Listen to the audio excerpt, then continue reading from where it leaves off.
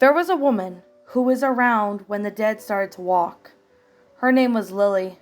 She had lost her dad and just couldn't cope.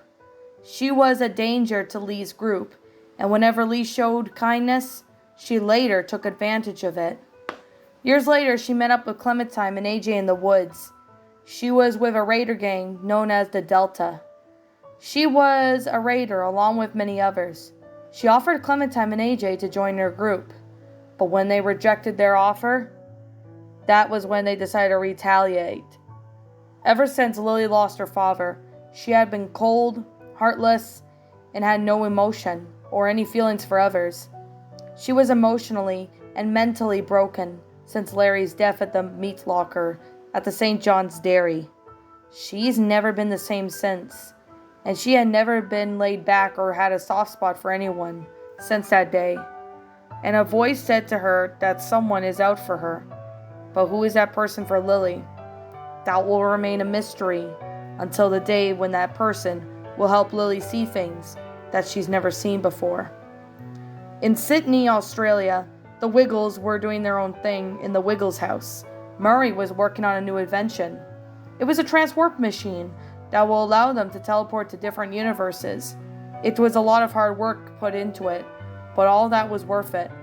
Anthony was eating his food as usual, while Jeff was asleep and Greg was doing his magic tricks.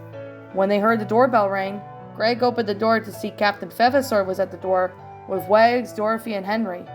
"Hi, Captain. Hi, Wags. Hi, Dorothy. And hi, Henry. What a surprise," Greg said. "Ahoy there, Greg. What's up, me hearty?" Captain Feathersword asked as he, Wags, Dorothy, and Henry walked in the house. "Nothing much. Murray is working on a transwarp machine right here. He is about to test it out, as it's a portal that will teleport you to different universes," Greg explained. "Sounds cool. May we test it?" Dorothy asked. "In just a minute. I am almost done collecting and connecting the stuff together. Just want to make sure everything's ready and good to go. Then we can all test it out," Murray replied. "Can I invite my pirate crew to see it too?" Captain Feathersword asked. "Sure you can, Captain. They'll want to see this," Anthony replied, to which made Captain Feathersword and Wags both heading outside so he could get back to the SS Feathersword. "Look at these buttons. They all have different commands," Henry stated. "They sure do. I like that they light up," Jeff said. Then Anthony saw a button that was glowing blue. "What does this button do?" Anthony asked, about to press the button. "Anthony, don't!" Greg shouted, but it was too late. Anthony had already pressed the button, to which it opened up a portal from underneath them. Everyone that was near the portal had also been teleported to a different universe, one that they've never been to before. When Captain Feathersword and Wags reached the pirate ship, his pirate crew were confused as to why they were back so soon. Within some convincing, the captain's pirate crew agreed to come back to the Wiggles house with him and Wags. At first they were skeptical on the idea, but they agreed to go along with them. "There is a transwarp machine, Captain?" Pirate Charlie asked. "It's at the Wiggles house. My friend Murray made it himself. It'll teleport you to different universes. We should all go head down there and test it out," Captain Feathersword replied. "That sounds really neat," Pirate Rudolph said. "Hope we can test it out," Pirate Sam added. "Well, let's head back to the Wiggles house, and we'll test it with Murray," Captain Feathersword said. "All right, let's head out," Wags said, as they headed back to the Wiggles house.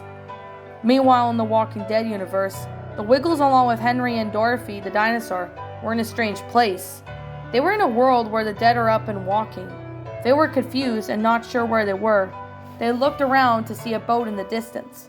"What's that?" Henry asked. "It looks like a boat, but surely someone's there," Jeff answered. "But that boat is big, Jeff. Big that there's gonna be more than one person inside," Greg replied. "I see more people. They seem to be inside the boat," Dorothy pointed out, seeing that no one was on guard duty at the door of the boat.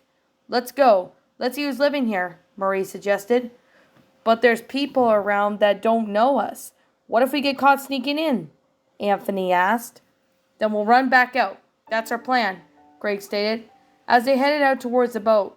When they got to the boat doors, They saw people who didn't notice them shooting the walkers from the ship. They snuck inside the boat and looked around. There were a lot of hay piles, to which they were used for the horses. They sure got a lot of hay here, Anthony said, looking at all the hay piles. Minerva saw the Wiggles, Henry and Dorothy, and was surprised. She used to love them as a kid, the music that she grew up with, but that was before the dead started walking. No way. They're the Wiggles? If it is them, how did they get there? Minerva was surprised, so she walked up towards them. Oh, who are you? We're sorry for trespassing here. Murray's transport machine got us here by magic, Greg said, surprised that Minerva was there the entire time. It's okay. I'm surprised it's you, Wiggles. I used to love your music as a kid, before the dead started walking. You must be Greg, Murray, Anthony, Jeff, Henry the Octopus, and Dorothy the Dinosaur. But I don't see Wags the dog or Captain Feathersword. Where are they? Minerva asked. They went to go get a few friends to see the transport machine until Anthony pressed the button when he wasn't supposed to, Murray stated, while giving Anthony a glare of anger. I didn't mean to press him, Murray, Anthony said in defense. What is going on here? A voice asked. It appeared to be one of the Raiders of Delta. It was a male. It's the Wiggles, the band from Australia, Minerva replied. My childhood band. They got teleported here by a transport machine. Well, let me make them some fruit salad, the soldier said, which Dorian showed up with it. I overheard Minerva, so I made some fruit salad. Come with us to the dining room. It may be small, but it is still decent, Dorian said, taking Henry the Octopus, Dorothy the Dinosaur, and the Wiggles to the dining room. However, Lily watched her soldiers taking strangers in, and they were not what Lily wanted. She was angry that the soldiers just let them in, so she followed them slowly. This is amazing. Do you guys grow food here? Dorothy asked. Yeah, we have a garden for vegetables, and somewhere down this river, we have a fruit orchard, Minerva replied. Can you show it to us sometime? Greg asked. After your fruit salad, you may want to walk out. Our leader doesn't like us just opening up to newcomers, since she'll probably kill you, Dorian stated. As soon as the Wiggles, Henry, and Dorothy finished their fruit salad, angry stomps of footsteps were heard. This made Minerva and Dorian nervous and more scared, but kept their guard up. The door was forced open, as if it was swung by force. The Wiggles hid underneath the table, while Henry and Dorothy hid themselves in closets. Lily walked in with her pistol in hand.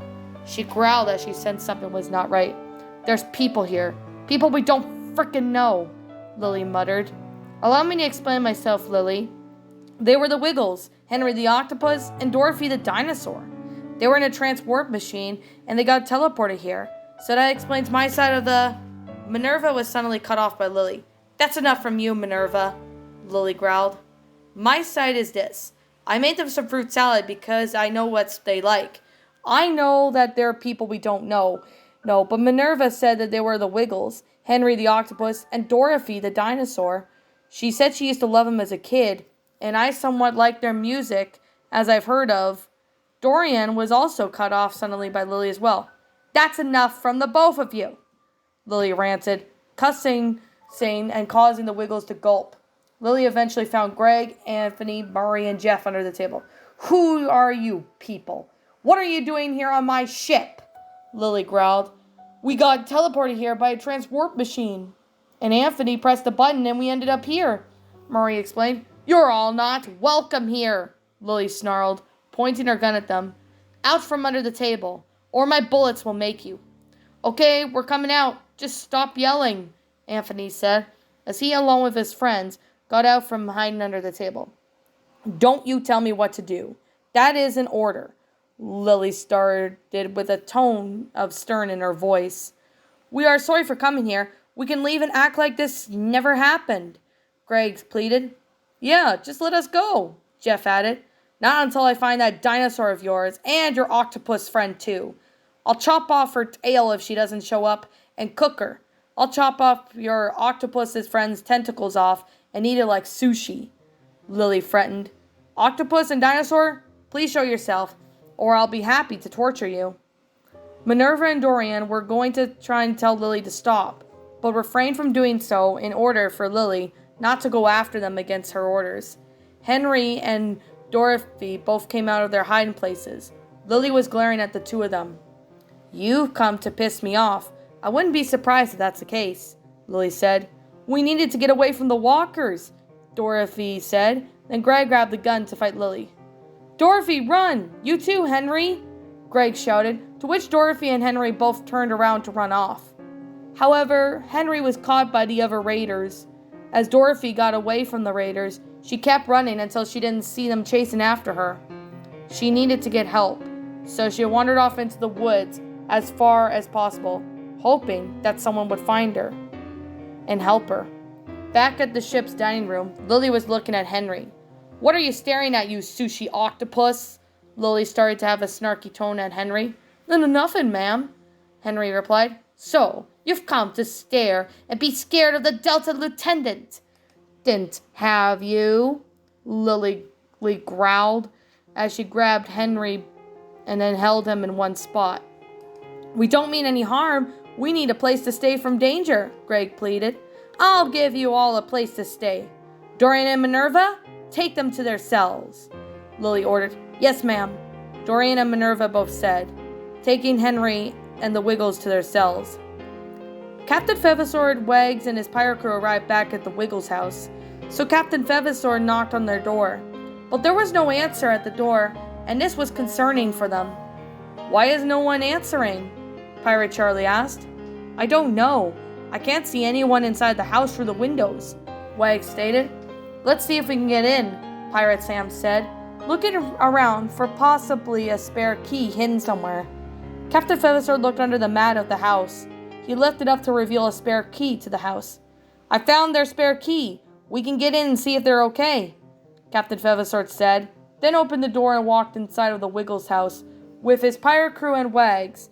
They all walked in, and they all saw the whole house was empty. "Hello? Is anyone here?" Wags asked while calling out for his friends. "No one is here, Wags, but I sensed this transport machine was being tampered with," Captain Feathersword said, looking closely at the transport machine. "Who could have pressed the button?" Pirate Charlie asked. "Anthony, most likely. He sometimes does things that he shouldn't be doing," Captain Feathersword answered. "But if we press this button, we may get teleported to where our friends are. Then we may go there and save them." "Let's do it. But will it be dangerous?" Pirate Rudolph asked. "If it is, we will have to take the risk, if it means saving our friends," Captain Feathersword replied, gathering his friends to be close to him. Once they got close enough, Captain Feathersword pressed a button, which would teleport them all to a different universe.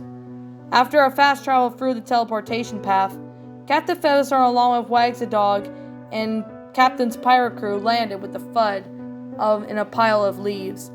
They were surrounded by people. They had no idea who they were, but they were sure not in Australia anymore. "Who are you?" Captain Feathersword asked, getting up along with Wags and his pirate crew. "Oh my God," Violet said. She, along with her friends, were surprised. They couldn't believe their eyes. They were meeting Captain Feathersword and Wags the dog from the Wiggles.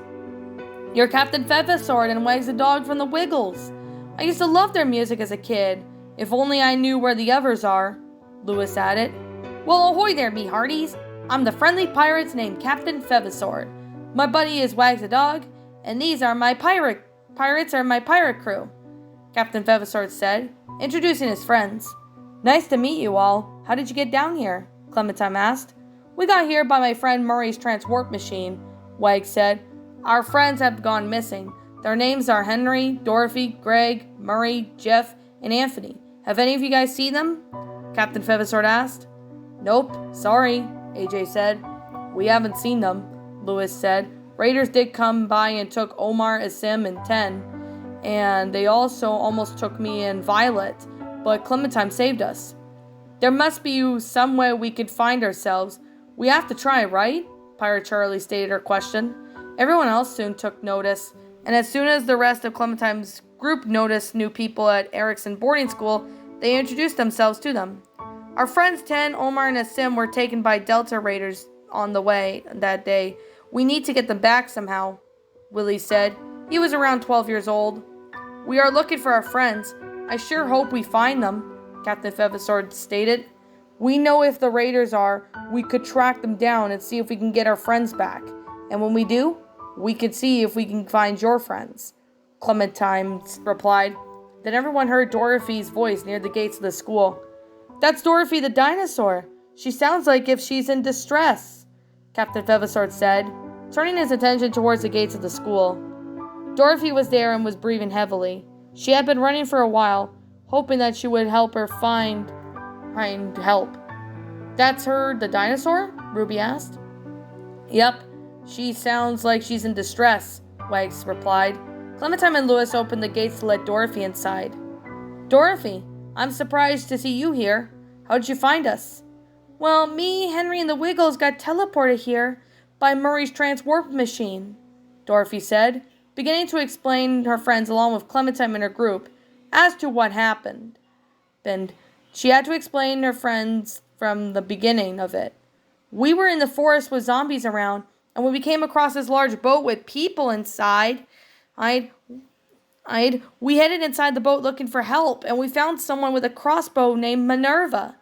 She said she was a huge fan of the Wiggles when she was a kid, before the dead started walking. Minerva? That's someone that joined the Raiders last year with Sophie. They were there before they took them, Violet replied. They're dangerous people, Dorothy. They took 3 of our friends. They did? They sound like terrible people, but Minerva and this other woman named Dorian were nice to me. Me, Henry, and the Wiggles. They made fruit salad when this mean woman walked in. She was very scary and made some frets, Dorothy stated, sounding as if she was about to cry. Oh God, Louis sighed. That was Lily. I've known her since the day the dead started walking. It was when I was little, and a man named Lee looked after me. He also taught me how to survive, Clementine responded. What frets did she say? Wags asked. You could tell us, Dorothy, Captain Feathersword said. Yeah, if you tell us, you may lead us to the Raiders, and we can get our friends back, Violet added. She threatened to cut off Henry's tentacles and eat him like sushi. She even threatened to cut off my tail to torture me. She's even threatened to cook me and eat me. I was the only one that got away. Henry tried to follow, but the other raiders captured him and I got away.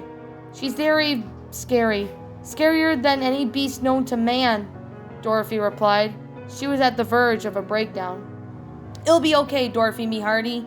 We can get your friends back, and Clementine's people back as well, Captain Feathersword said, doing his best to stay positive. It won't be easy, dude. We need a plan to attack the raiders, Louis replied. Dorothy can lead us to them, so we have to try, Captain Feathersword stated. We have a bomb that we could use to blow up the boat. We made it for that Mitch used to make bombs until Lily killed him, AJ said, showing the homemade bomb in hands. We'll have to sneak onto the boat without getting caught, especially with walkers and raiders, Pirate Sam added. My friend James will use the herd to our advantage. Then we'll use the walker guts to get onto the boat, Clementine said. That will work. Dorothy can lead us the way, Captain Feathersword replied, to which Dorothy agreed to the plan, although she was still scared of Lily. Tonight, we will get our friends back, and then we will destroy their ship, Violet said, getting everyone onto the boat. That will sure for work. When it was nighttime, Dorothy led her friends towards the boat where their friends were kidnapped and being held on. They also had to go along with the plan. Captain Feathersword, along with his pirate crew, Dorothy and Wags waited for a bit, for Clementine's signal to move.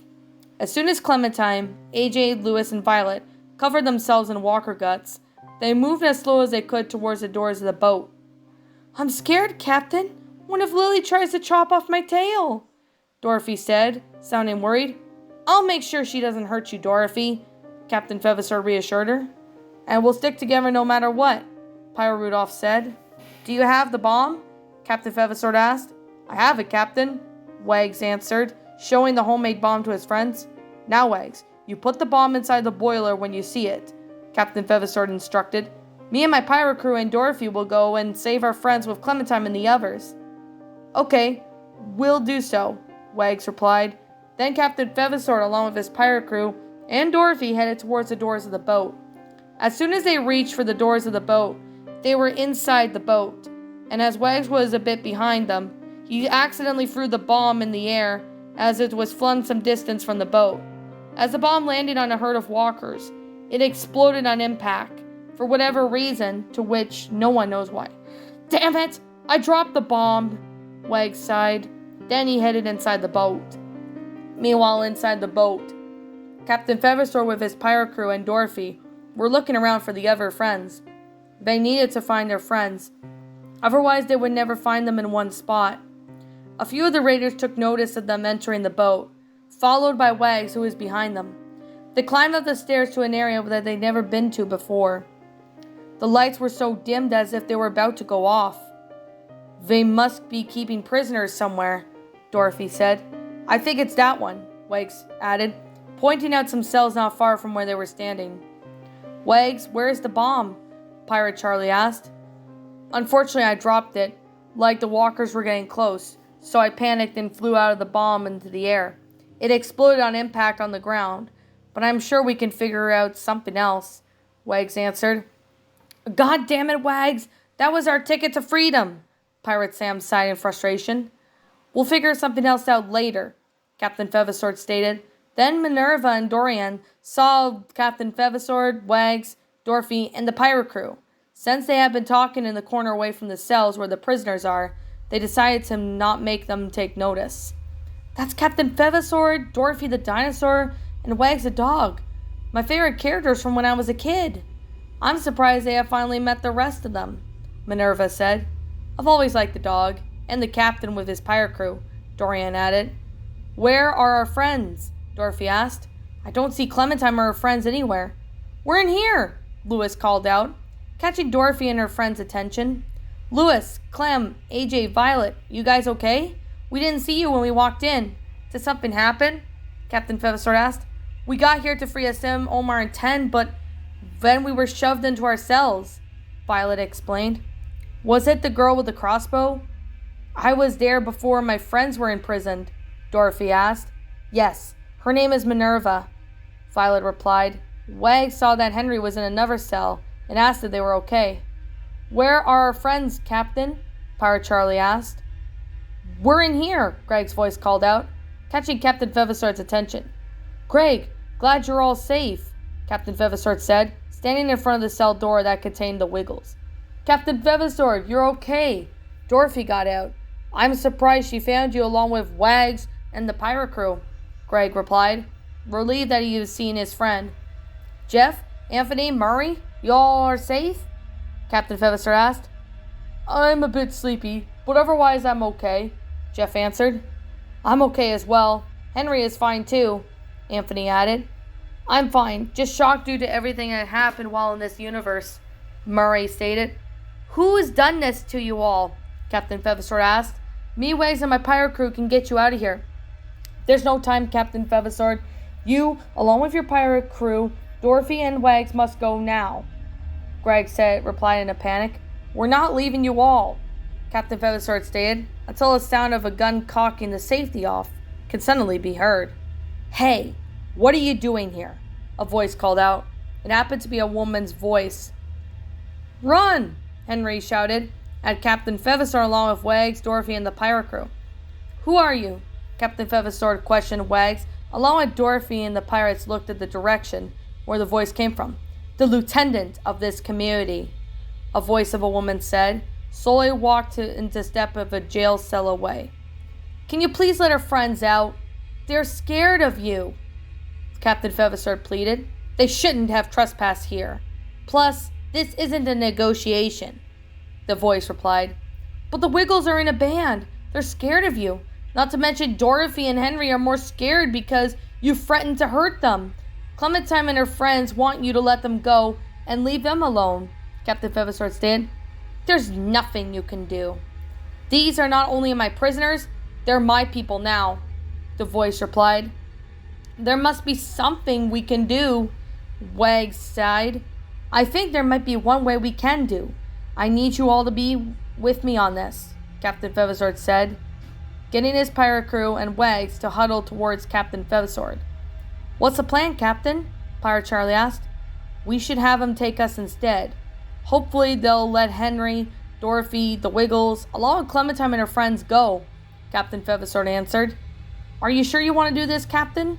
Because once we pick this path to go down, there's no going back, Pirate Sam asked, unsure if this plan was a good idea. Yeah, we have to take the risk, Wags butted in. It can't hurt to try. I'm scared, but at least we can try. I can handle whoever these people are. We all have to stay strong for our friends, Captain Feathersword said. Wait! Take me and my pirate crew and Wags instead,